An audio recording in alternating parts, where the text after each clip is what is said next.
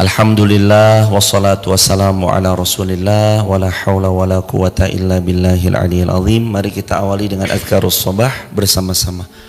Allahumma bika asbahna wa bika amsayna wa bika nahya wa bika namut wa ilaikan nusyur.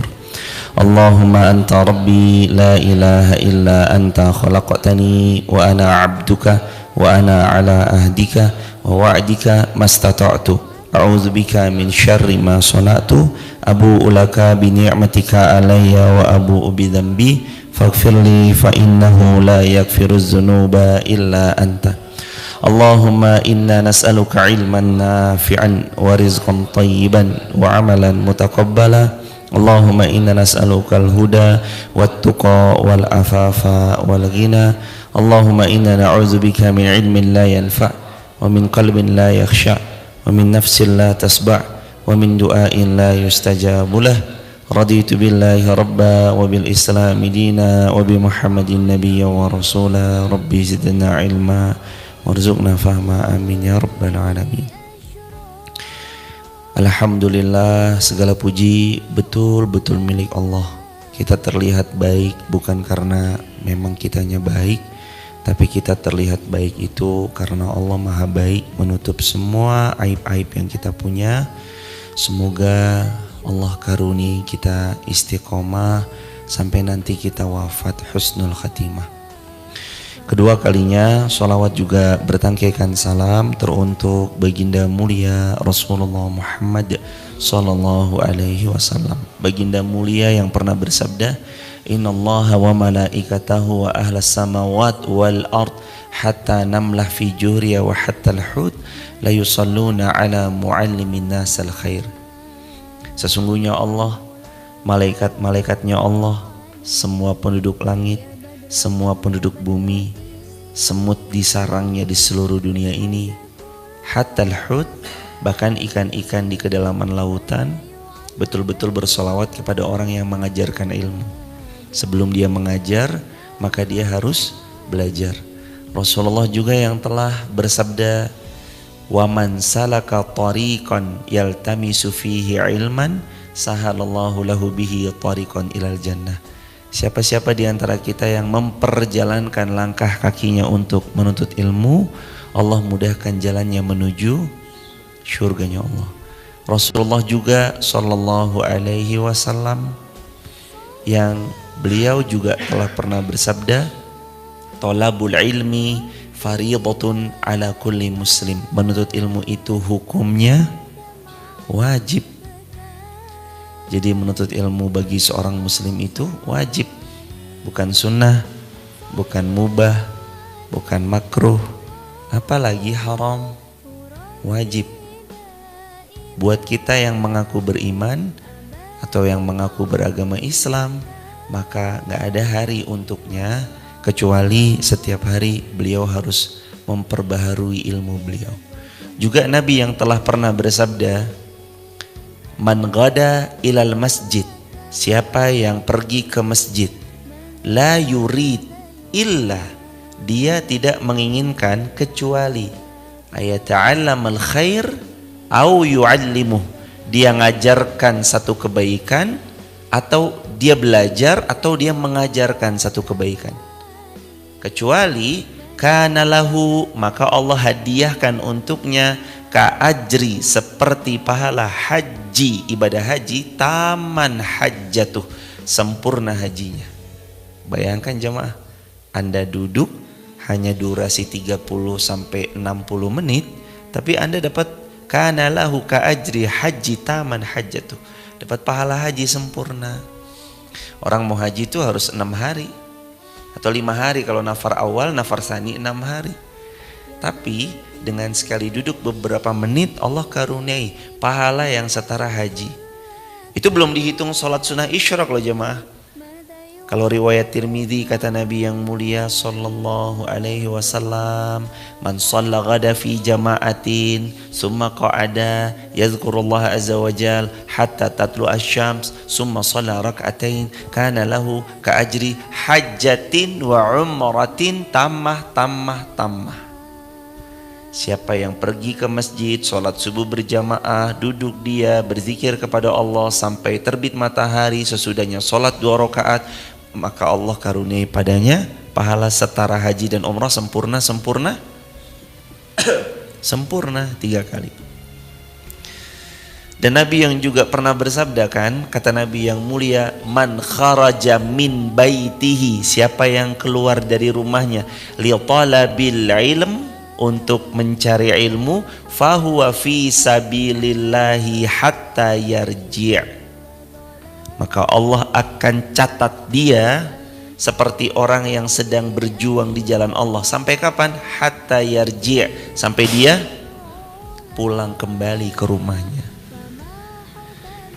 Sudah dapat pahala jihad, dapat pahala fi sabilillah, dapat pahala haji, belum kalau ketambahan sholat sunnah syuruk, haji umrah sempurna, dapat sholawat dari Allah, malaikat-malaikatnya Allah, semua penduduk langit, semua penduduk bumi, semut di seluruh dunia, ikan di semua kedalaman lautan, di laut mana saja, semua sholawat pada kita. Kurang apa jemaah? Kalau dengan motivasi-motivasi yang Nabi SAW sudah sampaikan kok kita belum tergerak untuk menuntut ilmu, pertanyaannya, terus dengan motivasi apa lagi kita mau belajar? Sudah cukuplah jemaah. Dari dulu kita mengejar dunia dan sekarang gak kerasa usia kita menginjak usia senja. Sudah cukuplah jemaah. Kemarin di Masjid Taqwa Rawopeni saya sampaikan cerita umatnya Nuh. Nabi Nuh itu Allah berfirman dalam Al-Quran, masa dakwahnya adalah alfasanatin illa khamsina amma. Dakwahnya Nabi Nuh 1000 tahun illa kurang khamsina aman, kurang 50 tahun. Berarti berapa? Masa dakwahnya 950 tahun. Ada sebagian sejarawan yang mengatakan Nabi Nuh hidupnya 1050 tahun. Ada perbedaan, tapi yang paling dikuatkan umurnya sekitar 1050 tahun. Fase beliau berdakwah 950 tahun. Di sela-sela aktivitas dakwahnya, Nabi Nuh tuh pernah mendapat curhatan seorang ibu yang nangis karena anaknya meninggal. Dan anaknya meninggal dalam usia yang muda belia jemaah. Wahai Nuh, anak saya meninggal usianya masih sangat muda belia. Nabi Nuh nanya, anaknya ibu umur berapa? Anak saya meninggal dalam usia muda wahai Nuh. Usia mudanya adalah 300 tahun. Allah. Nabi Nuh terus bilang, wahai ibu, kelak akan datang umat dari Nabi yang bernama Ahmad atau Muhammad. Itu adalah umat di akhir zaman yang umur beliau paling tingginya rata-rata 60 tahun. Sedikit yang melampaui 60 tahun usianya. Ibu ini kaget jemaah, terperanjat. 300 tahun aja beliau bilang anaknya mati dalam usia yang sangat muda. Ini 60 tahun. Ibu ini lantas nanya, wahai Nuh, apakah mereka akan memfokuskan usia yang sangat pendek itu untuk beribadah kepada Allah? Kata Nabi Nuh, tidak. Mereka terlena dengan wahan, cinta dunia dan takut mati. Apakah mereka hidup rukun? Tanya ibu itu sama Nuh. Nabi Nuh jawab, tidak. Mereka hidupnya penuh dengan perselisihan. Yang mereka selisihkan adalah mereka memperebutkan harta. Wahai Nuh, apakah mereka yang umurnya sependek itu 60 tahun masih menyia-nyiakan untuk bersujud kepada Allah? Jawabannya iya. Banyak di antara mereka lalai dan menyia-nyiakan untuk bersujud kepada Allah Subhanahu wa taala. Terus ibu ini mengatakan, kalau aku yang menjadi umat akhir zaman itu wahai Nabi Nuh alaihi salam, sungguh aku akan membangun sebuah rumah di bawah pohon yang rindang, dan aku akan menjauh dari manusia dan hiruk pikuk kehidupannya, kecuali waktu yang sangat singkat 60 tahun itu aku pakai untuk sujud dan beribadah penuh secara totalitas kepada Allah Subhanahu wa taala. Karena umurnya cuma 60 tahun. Kalau ibu ini cerita 300 tahun aja anaknya dibilang mati dalam keadaan yang sangat muda, apalagi 60 tahun. Allahu Akbar. Jadi kita ini jamaah, dibanding umatnya Nabi Nuh, kita nih mungkin kita meninggal dalam umur bayi kali jamaah. 300 tahun aja dibilang muda, apalagi kita yang cuma 60. Itu pun kalau sampai umurnya. Lah kalau nggak sampai, hadirin TikTok, jamaah TikTok, jamaah Instagram, jamaah YouTube yang dimuliakan Allah. Ayo jemaah, mau nunggu apa? Harta sudah berlimpah, sehat Allah beri hadiah bahwa kita masih sehat, akal masih bisa berfungsi dengan baik, semua anggota tubuh mulai dari ujung rambut sampai ujung kaki masih bisa digerakkan dengan optimal. Mau nunggu apa? Kalau bukan untuk segera mendekat kepada Allah tuh mau nunggu apa? Mau nunggu nanti kalau kaki kita udah gak bisa jalan, na'udzubillah.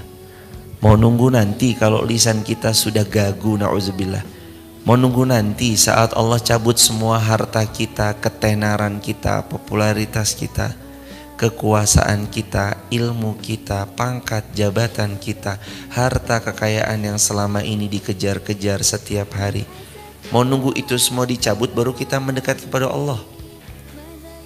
Mau seperti itu? Tentu saja enggak. Tanpa harus nunggu itu kejadian, kita udah harus tahu bahwa semua harus dikembalikan untuk Allah. Itu jamaah 60 tahun sebentar. Sesekali pejamkan mata, jamaah TikTok, sosial media lain, jamaah offline, sesekali itu pejamkan mata jemaah. Sambil pejamkan mata sambil bilang, nanti saya dikubur sendirian, saya masuk liang lahat sendirian, saya akan dibangkitkan sendirian, saya akan dibangkitkan bertanggung jawab di hadapan Allah sendirian. Dibangkitkannya bersama manusia lain di padang mahsyar, tapi nanti mempertanggungjawabkannya sendirian. Nanti kita tuh ditanam di bawah tanah jemaah. Semua yang saat ini kita pegang, popularitas, kekayaan, kemasyhuran nama, pujian manusia, jabatan, pangkat, harta, keglamoran hidup, itu kita tinggalkan dan kita akan berada di dalam tanah sendirian. Apa yang kita siapkan untuk hari itu harus dari sekarang kita siap-siap. Bismillahirrahmanirrahim. Al-Baqarah ayat 248. A'udzu billahi minasy syaithanir rajim. 1, 2, 3.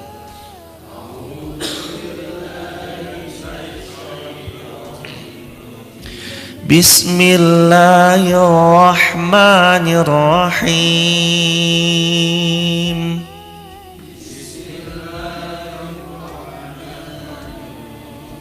Wa qala lahum nabiyuhum inna ayata mulkihi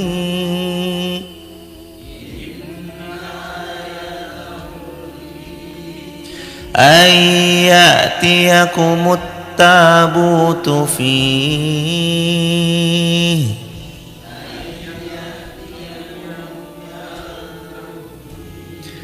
sakinatun mir rabbikum wa baqiyatum mimma taraka alu Musa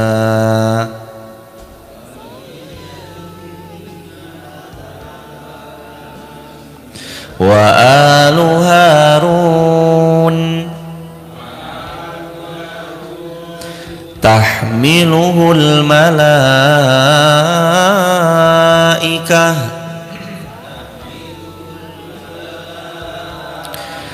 inna fi dzalika laayatan lakum in kuntum mu'minin.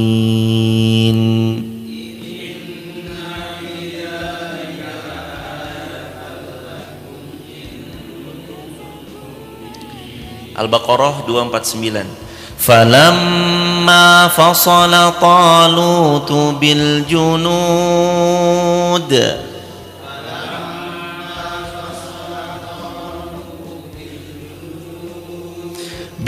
junud qala innallaha mubtaliikum binahar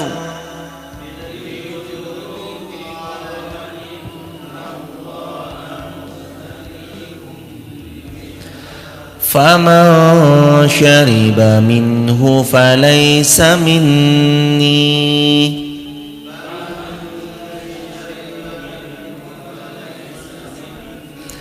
wa man lam yat'amhu fa innahu minni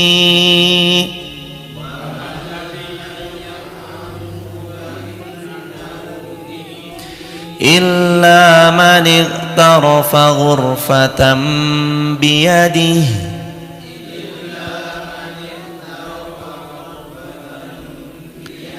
fasharibu minhu illa qalilan minhum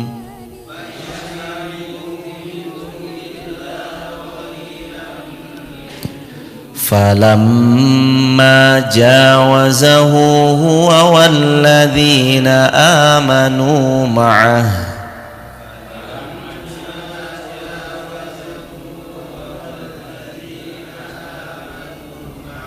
qalu la taqata lana al-yawm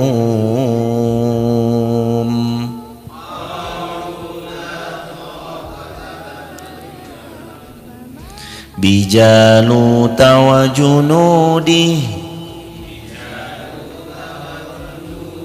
qala alladhina yadhunnuna annahum mulaqullah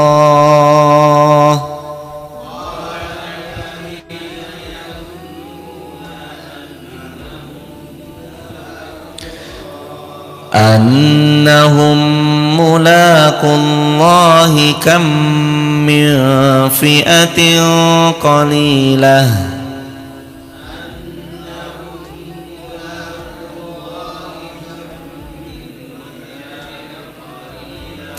kam min fi'atin qalilatin ghalabat fi'atan katsiratan biiznillah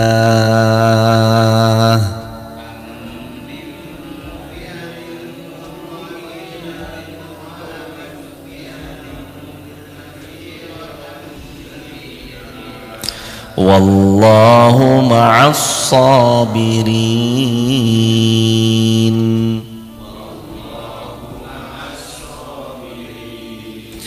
Dan Nabi mereka mengatakan kepada mereka, sesungguhnya tanda ia akan menjadi raja adalah kembalinya tabut kepadamu, di dalamnya terdapat ketenangan dari Rabbmu dan sisa dari peninggalan keluarga Musa dan Harun.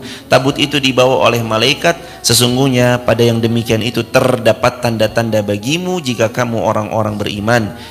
Nabi mereka mengatakan, Nabi mereka yakni Nabi Bani Israel, sesungguhnya tanda keberkahan kerajaan Talut bagi kalian adalah Allah akan mengembalikan tabut yang telah terampas dari kalian, Allah kembalikan menjadi milik kalian. Di dalamnya terdapat ketenangan dari Rabbmu, fihi sakinatum mir rabbikum. Ada ketenangan datangnya dari Allah, dan kita tahu Allah huwallazi anzala as-sakinata fi qulubil mu'minina liyazdadu imanam ma'a imanihim. Yang datangkan ketenangan itu hanya Allah. Dan hadirin, catat baik-baik, tulis di kolom komentar sahabat TikTok dan sahabat yang lain. Kalau Allah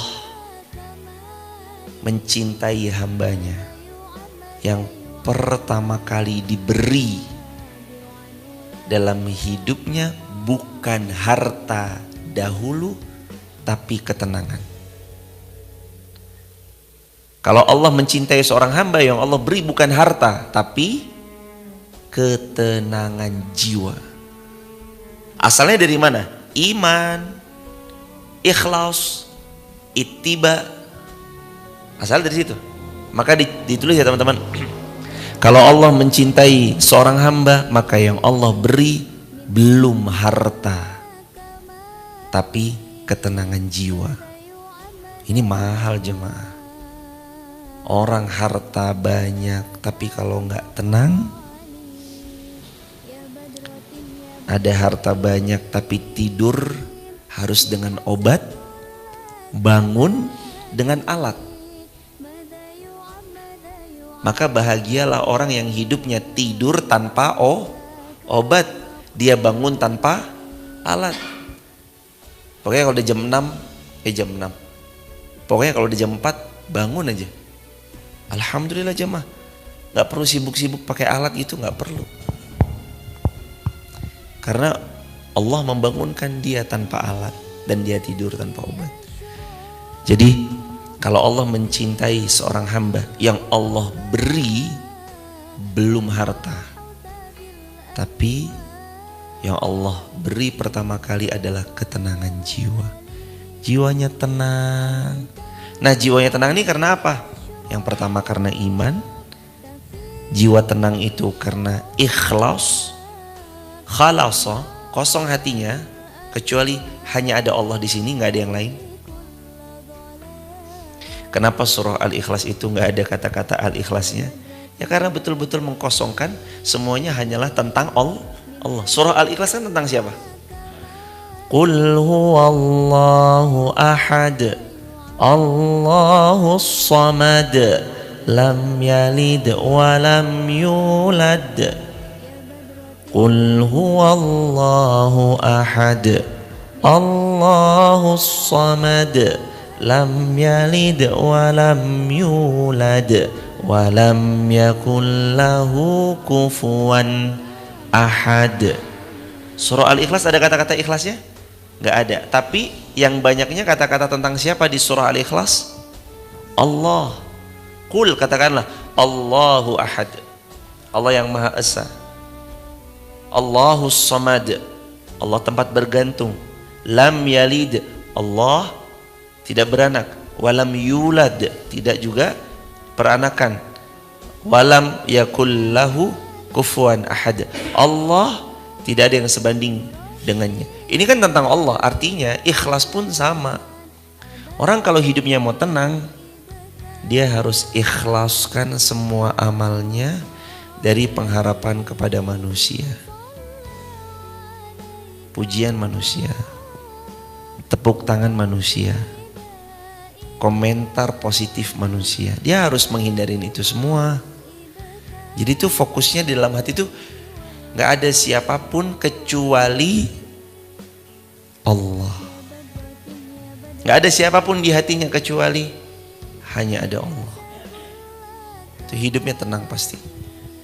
Tapi kalau hati ini udah bercampur, ingin jumlah pujian manusia, jumlah like, selalu memperhatikan standing applause-nya manusia, nanti gak tenang hidup.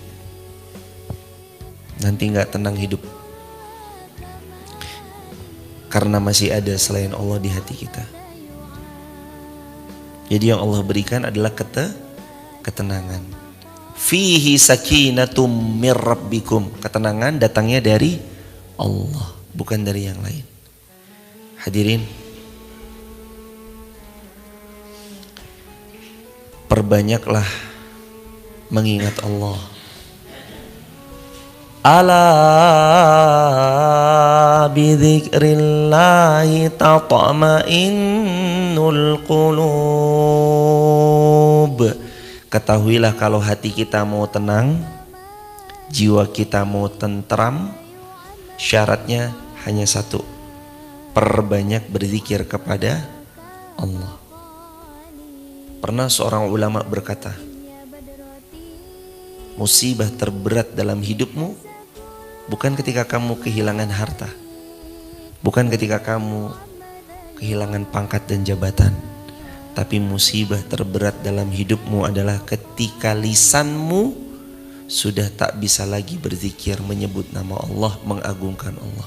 Itu musibah terberat yang dialami seorang hamba. Lisannya disibukkan dengan hal yang sia-sia, gak pernah dipakai buat zikir sama Allah. Lisannya dipakai untuk urusan dunia dan dia lihai bersilat lidah dalam perkara-perkara dunia, tapi sangat disayangkan lisannya gak pernah untuk mengagungkan asma-asma Allah.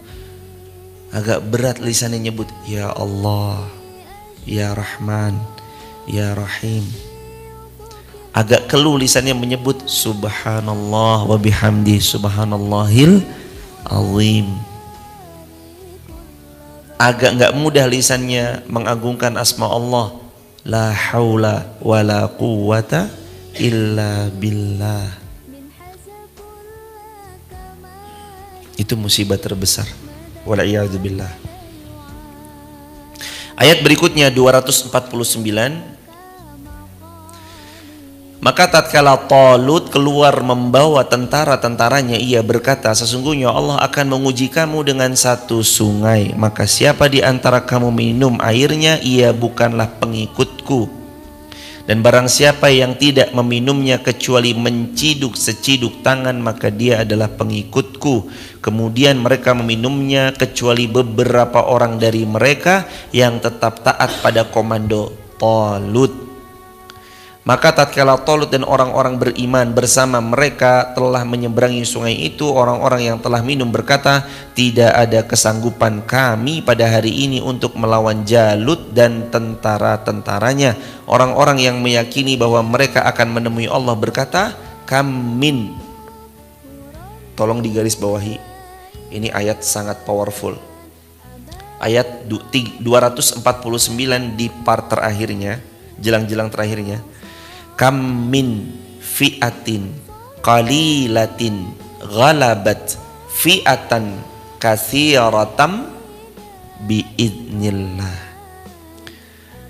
Berapa banyak golongan yang sedikit, jumlah pasukan yang sedikit, jumlah tentara yang sedikit, mampu melawan, menaklukkan, memenangkan, mengalahkan golongan yang jumlahnya jauh lebih banyak, jauh lebih besar daripada jumlah mereka, biidznillah, dengan seizin Allah.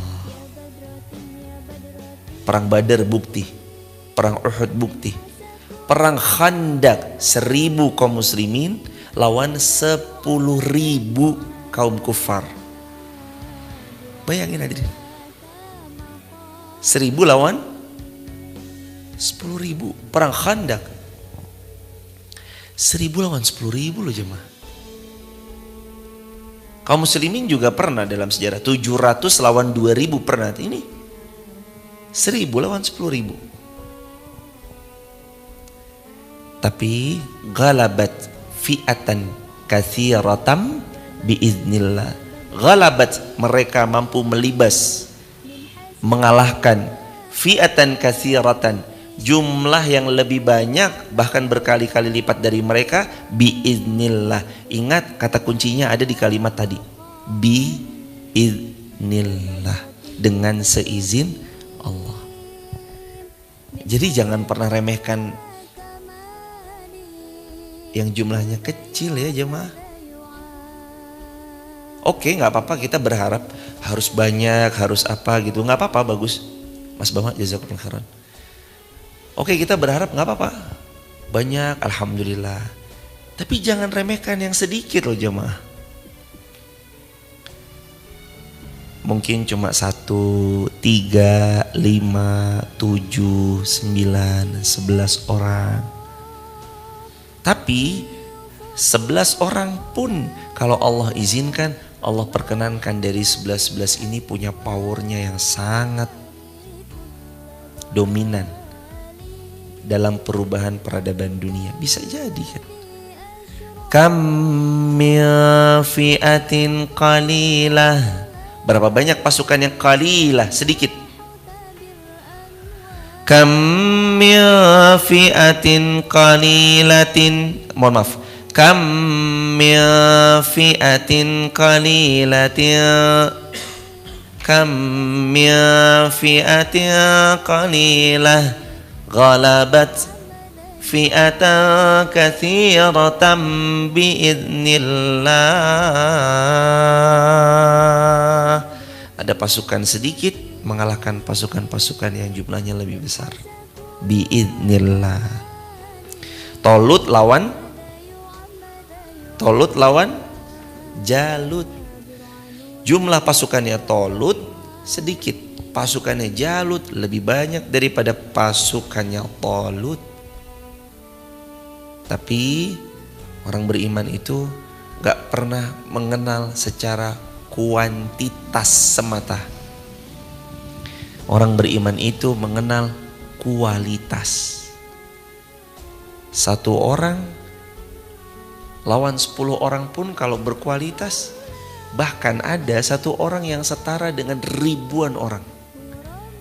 Ada satu orang ini setara dengan jutaan orang. Bisa jadi jemaah. Orang-orang beriman selalu begitu.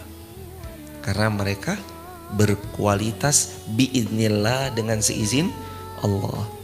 Ibnu Jarir telah meriwayatkan dari Al-Barra bin Azib, ia menceritakan kami pernah membicarakan bahwa jumlah sahabat Rasulullah pas mengikuti perang Badar jumlahnya sekitar 313 orang.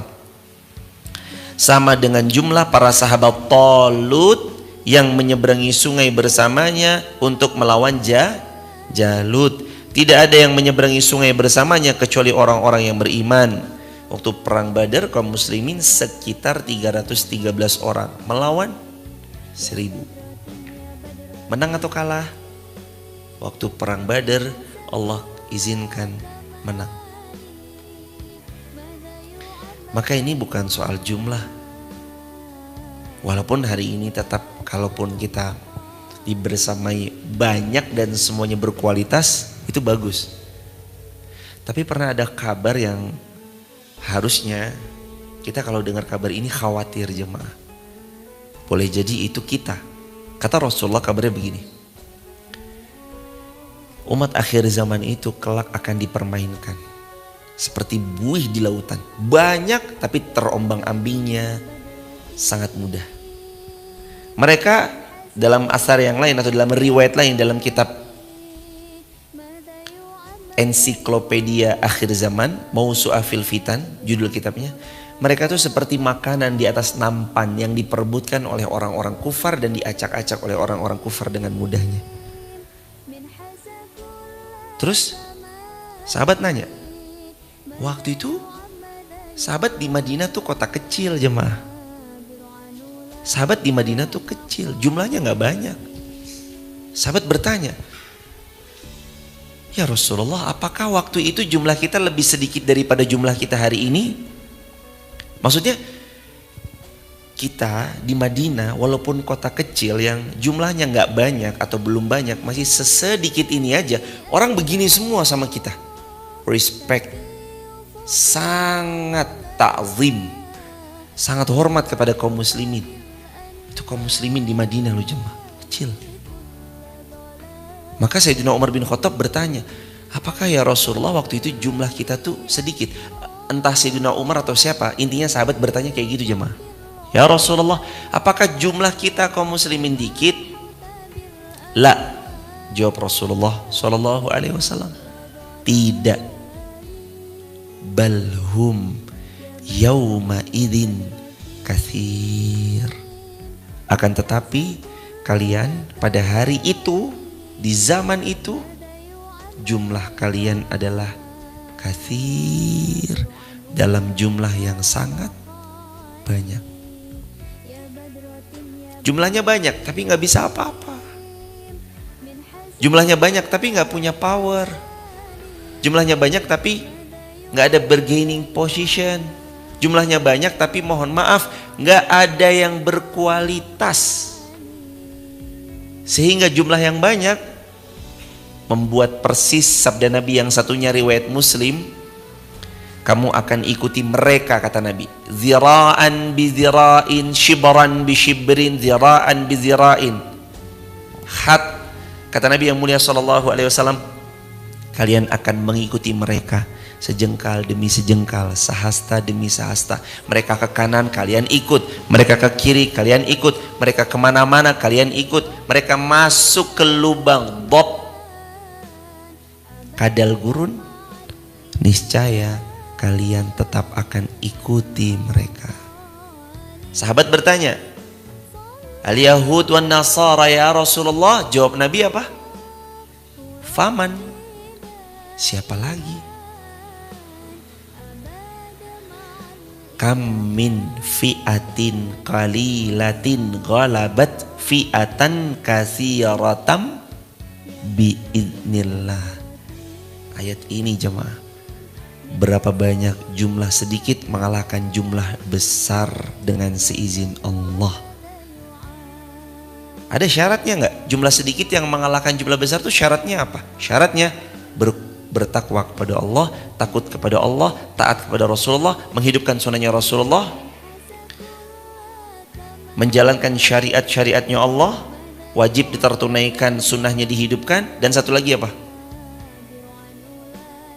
Mereka tidak takut kepada kematian. Mereka nggak takut sama kematian. Ini semua diamalkan. Kualitasnya juara jemaah. Waktu Muhammad Al-Fatih Futuhat membuka Konstantinopel,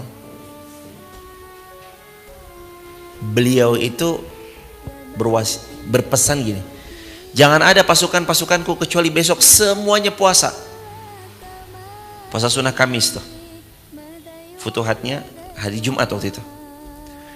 Gak ada kecuali puasa semuanya, suruh puasa. Gak ada malam ini kecuali tahajud semuanya, tahajud. Bayangin jemaah, mereka ini tentara-tentara yang powerful, berkualitas. Maka Allah datang pertolongan mereka. Allah datangkan pertolongan untuk mereka karena mereka mendekat juga kepada Allah. Jadi kalau kita mau ditolong Allah, jawabannya ya kita juga harus taat kepada syariat-syariatnya Allah. Hadirin, dari mana jemaah kita mulai memperbaiki? Bisa kita memperbaiki langsung, bisa-bisa aja. Tapi semua perbaikan itu firman Allah dalam At-Tahrim ayat yang ke-6, ku anfusakum wa ahlikum nar. Perbaikan itu mulai dari diri sendiri, lalu keluarga, lalu lingkungan terdekat, lalu orang-orang terdekat, lalu tempat di mana kita tinggal, tempat kita di mana kita duduk di situ, tinggal di situ, hidup di situ, tidur di situ. Lalu meluas sesuai dengan jangkauan keluasan yang Allah kehendaki. Perbaikan. Maka jamaah jangan merem sama jumlah yang sedikit. Udah yang sedikit diopeni, diistiqomahi, dibersamai, ditemani. Itu yang sedikit. Sedikit berkualitas lebih baik daripada banyak tapi nggak ada kualitasnya sama sekali. Tapi nanti akan datang masa di mana banyak dan semuanya berkualitas dengan izin Allah. Semuanya banyak dan semuanya berkualitas. Yang semua itu tentu adalah peran-peran kita sebagai orang-orang yang nanti hidup untuk melanjutkan estafet kepada generasi yang sesudah kita. Jadi jamaah, tenangnya kita ngaji hari ini tuh atas perjuangan kakek-kakek kita loh. Dulu yang babat alas di Dieng, yang mendakwahkan Buddha atau apa gitu, babat alas. Terus efeknya tuh ke kita. Kita jadi nyaman belajar. Itu kan jemaah. Apa yang jamaah lakukan hari ini itu nanti berefeknya sama generasi-generasi anak kita, cucu kita. Jadi besok mereka subuh kayak udah, oh subuh, ya udah bangun ngaji. Maka jangan, ya Allah jamaah, jangan remehkan. Bukankah Nabi pernah bersabda, ahabbul a'mala indallahi adwamuha wa in qalla. Amal yang mendatangkan cintanya Allah kepada kita dengan kecintaan yang amat sangat adalah yang rutin walaupun sedikit. Sedikit dalam apa? Dalam waktu kah, jumlah kah, repetisi. Yang penting rutin, konsisten. Walau hatta cuma satu, tapi Anda rutin aja. Satu udah, itu aja dah. Allah, kam min fi'atin qalilatin ghalabat fi'atan katsiratam biidznillah. Berapa banyak jumlahnya sedikit, tapi mampu mengalahkan tentara yang jumlahnya lebih besar. Biidznillah, dengan seizin Allah. Dan kalimat terakhir ini kata kunci. Kata kunci dalam konsisten di semua kebaikan. Wallahu ma'as sabirin.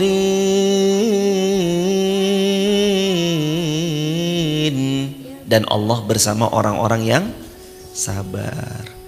Jadi kalau kita mau dapat kebaikan yang panjang, berkualitas, memang harus sabar.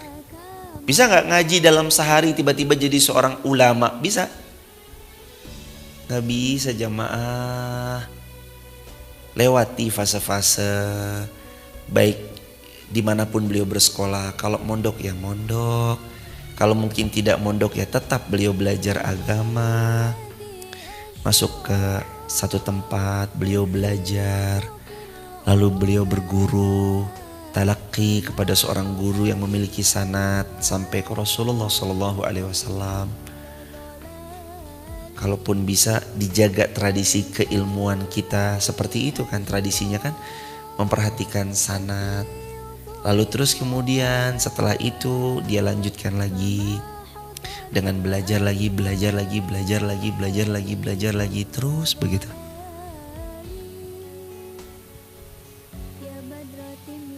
Sabar, bukan waktu sebentar jamaah. Membangun manusia mah, bangun gedung setahun kelihatan hasilnya, kelihatan. Oh, ini pas pertama kali tanggal 2 November 2021. Oh ya, gali cakar ayam. Oh ya, terus buat begini. Oh ya, buat begitu. Oh ya, begini begitu. Sekarang terbangun masjidnya. Oh ya, terbangun masjidnya. Sekarang ini ya udah kelihatan ini rangka baja atas, rangka apa? Plafon atasnya udah kelihatan. Kalau bangun fisik cenderung lebih terlihat dibanding membangun manusianya. Membangun manusia mah bukan dalam semalam. Jamaah, kalau hari ini kehilangan seorang pemimpin atau seorang pemimpin meninggal dunia, ada banyak yang siap mau jadi pemimpin. Tapi kalau jamaah kehilangan seorang berilmu, orang alim meninggal dunia, belum tentu langsung dapat gantinya jamaah. Kita hari ini meninggal dunia seorang pemimpin negara gitu misalkan, wah banyak banget orang yang mau menjadi penggantinya. Tapi kalau seorang alim berilmu, orang salih berilmu, ya alim ya abid, ahli ilmu ya ahli ibadah, meninggal dunia belum tentu Anda dapat gantinya. Kalau ada seorang ulama hari ini wafat, belum tentu Anda langsung dapat gantinya dengan cepat. Mungkin per 5 tahun nanti ada lagi terlihat siapa-siapa. Per 10 tahun nanti terlihat lagi siapa-siapa. Begitu hadirin. meninggal dunia pemimpin hari ini langsung ada ganti. Tapi wafat ulama hari ini belum tentu kita dapat gantinya.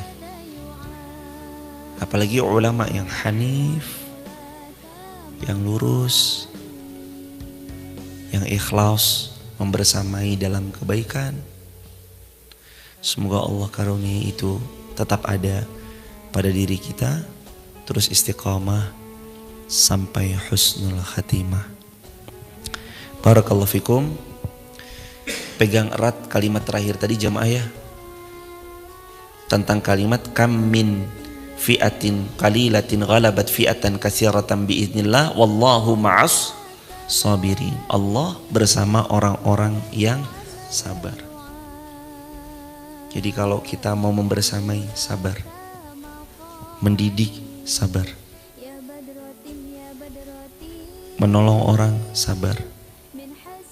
Ngajak orang buat baik, sabar. Emang harus sabar. Itu kunci dari banyak segala persoalan, dari setiap pertanyaan yang sering diajukan berulang-ulang. Salah satu kuncinya itu wallahu ma'as sabirin. Sabar. Karena kalau kita bersabar, Allah akan bersama kita. Dan selama kita bersabar, gak usah khawatir. Yang menemani perjalanan kita selama kita bersabar adalah Allah Subhanahu wa ta'ala. Barakallahu fikum. Mari kita buka sesi tanya jawab. Waktu dan tempat untuk tanya jawab dipersilakan. Wabil khusus kita awali dari jamaah YouTubiyah. Fadhal mas. Dari TikTok atau dari Instagram ada? Ada dari Instagram, silakan.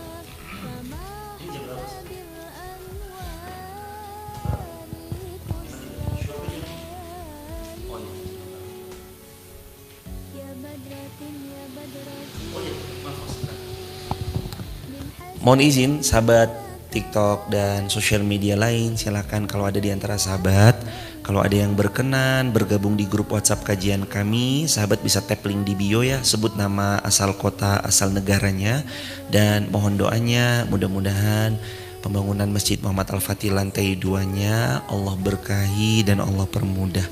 Mohon doa restunya. Semoga Allah berkahi dan Allah permudah. Jazakumullah tap-tap layarnya. Jazakumullah keleluasaan dan keluangan waktunya yang direlakan untuk sama-sama belajar.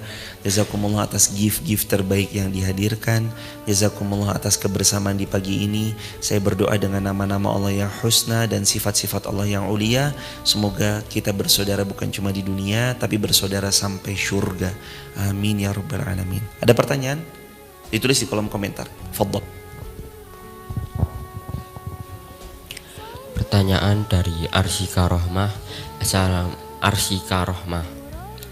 Assalamualaikum Ustadz, izin bertanya. Ada istilah sabar ada batasnya. Bagaimana cara kita memperluas sabar kita dengan ikhlas? Jazakumullah khair.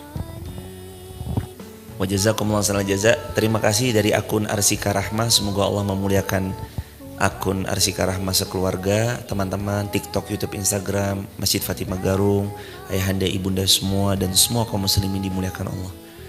Gimana dengan statement sabar kan ada batasnya? Itu pernyataanmu bahwa sabar ada batasnya, bukan apa yang Allah telah firmankan dalam Al-Quran. Kalau yang Allah firmankan dalam Al-Quran apa? Az-Zumar ayat 10. Innama yuwaffas sabiruna ajrahum bighairi hisab. Allah memberi pahala tanpa batas untuk orang yang sabarnya tanpa batas. Jadi sabar ada batasnya enggak? Tidak ada. Yang terbatas itu kesabaran Anda. Tapi yang Allah perintahkan sabar itu enggak ada. Sabar itu enggak ada batasnya. Sabar itu nggak ada batasnya jemaah. Yang terbatas itu kesabaran Anda. Jadi sabar itu nggak ada batasnya. Kalau seseorang bersabar dia,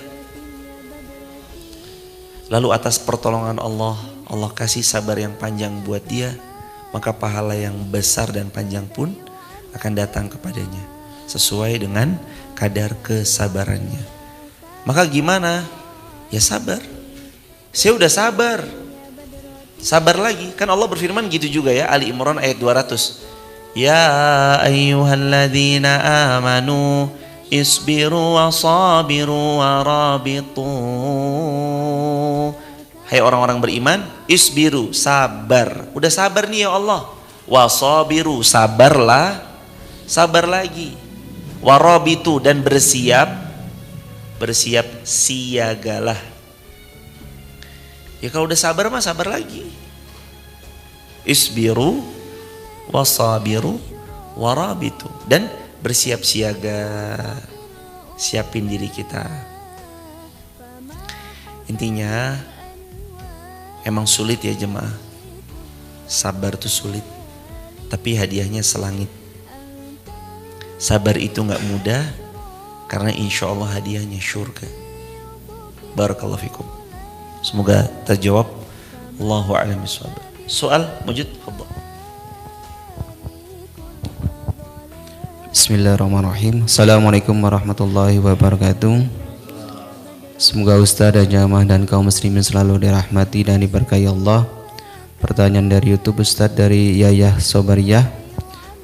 Ustaz, Assalamualaikum warahmatullahi wabarakatuh. Izin bertanya, jika kita memberi pekerjaan kepada orang tapi mereka selalu menganggap rezeki itu datangnya dari tuannya, bukan dari Allah, gimana solusinya Ustaz? Dari tuannya, mereka menganggap jika kita memberi pekerjaan kepada orang tapi mereka selalu menganggap rezeki itu dari tuannya, bukan dari Allah, gimana solusinya untuk menjelaskan itu Ustaz? Semoga Allah memuliakan yang bertanya, surga besar dan surga kaum muslimin.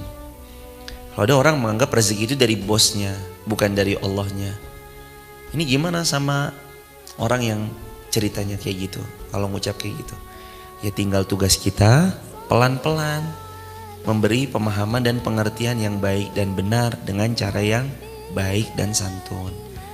Bahwa rezeki itu innallaha huwa razzaq. Az-Zariyat ayat 58, rezeki itu asalnya dari Allah. Manusia, bos, kantor, lembaga itu cuma wasilah. Itu cuma wasilah. Tapi rezeki dari Allah. Kita ini cuma wasilah aja jamaah. Cuma wasilah. Tapi rezeki tetap dari Allah. Jadi nanti mau bagaimanapun rezeki itu tetap dari Allah. Tinggal kita nanti memahamkan dengan cara yang baik, dengan cara-cara yang santun. Barakallahu fikum. Semoga terjawab. Allahu a'lam bishawab. Soal akhar, faddal, silakan. Ada pertanyaan lain dari Instagram?